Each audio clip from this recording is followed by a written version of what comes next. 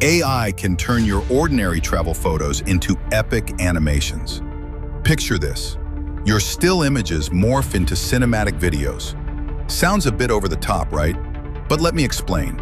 I just came back from Cabo San Lucas, a stunning location. We took a boat tour to the iconic Land's End Arch. I snapped tons of pics, but the tour guide wouldn't sail through the arch. A bit of a letdown, honestly. Liability issues, I suppose. Enter AI.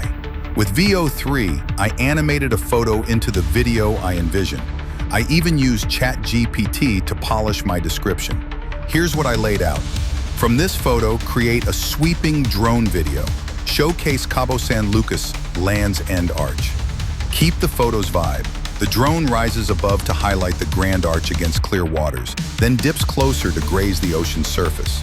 It then glides gracefully through the arch, unveiling the vast ocean beyond. And the outcome? Breathtaking.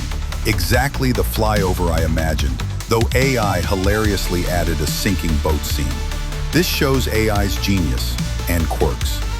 That's just a taste of what I cover in my book, Introduction to Artificial Intelligence, on Amazon.